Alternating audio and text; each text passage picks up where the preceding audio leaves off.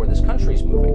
When you were growing up, you probably learned one of the most basic moral principles that there is. You ought to treat other people as individuals for who they are. Okay, so the New York Times is trying to diffuse the uproar created with the hiring of their new writer, Sarah Jeong. They do. Critics are outraged by her history of controversial anti-white. That was a good principle. She calls it counter-trolling, which unleashed a fierce backlash on some conservative websites. Jeong tweeted between 2013 and 2015 that white men are groveling goblins and BS.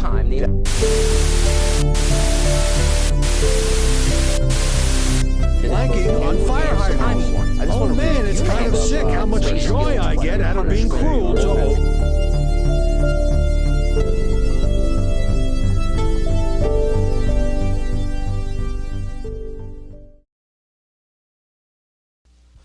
Lesbian Nazi hookers abducted by UFOs and forced into weight loss programs. All this week. Internet TV.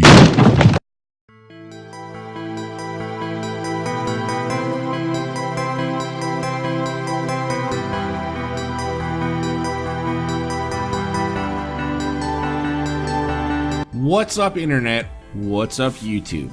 You have tuned into Internet Television, as always. I am the ghoul entirely too cool for school. I am Mr. X. We have the little audio participation here. Yeah, because I'm wild. Thanks for tuning in to Internet Television. Well, the entire planet is talking about it, so let's just dive in.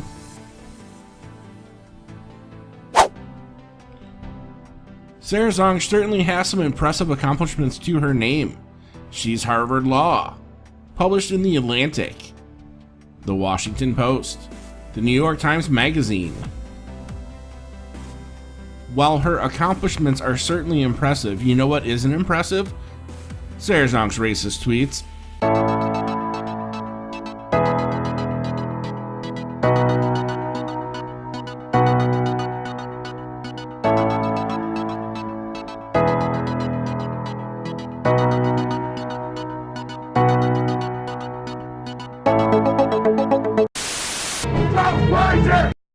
Y'all is racist as fuck. How you see? What is your major malfunction? So while these tweets are obviously racist, the New York Times, her new employer, doubles down on racism and defends Sarah's actions in a statement. New York Times communication. Our statement in response to criticism of hiring Sarah Jeong. Statement from New York Times. We hired Sarah Jeong because of her exceptional work she has done covering the internet and technology at a range of respected publications. Her journalism and the fact she is a young Asian woman have made her a subject of frequent online harassment. For a period of time, she responded to that harassment by imitating the rhetoric of her harassers. She sees now that this approach only serves to feed the vitriol that we're too often see in social media. She regrets it, and the Times does not condone it. I don't have time for this chicken shit bullshit.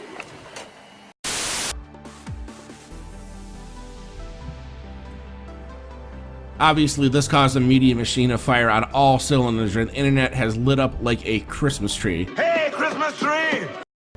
I won't lie, folks. The story pisses me off. Let's take a closer look at the statement by the New York Times.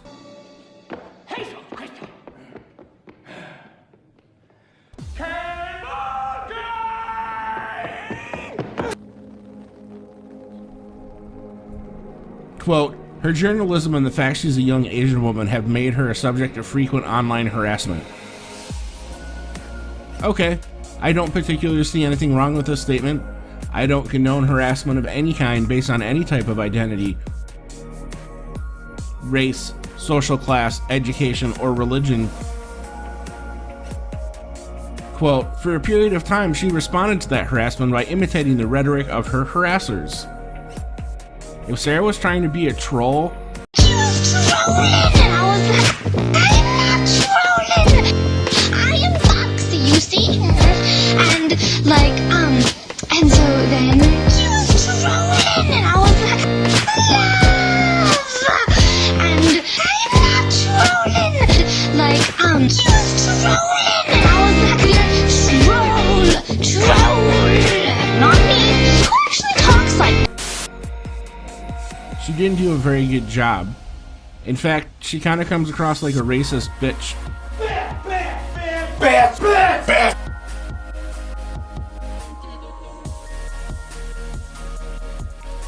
I don't have one single doubt in the back of my mind that she received harassment online. I think literally everyone does. But Mr. X, that's part of the problem. This doesn't excuse excessively vile language directed to a general group of people. I receive harassment, woe is me, whatever shall I do? I know, let me send some racial hate, that'll teach them.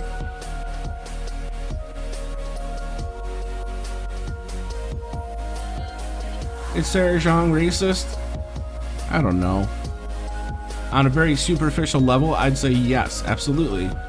However, this story and others like it, such as Roseanne, Tim Allen, James Gunn, and many more, play into the bigger picture of the race zeitgeist. The idea that only white people can be racist has been a long-held belief, that of the SJW community.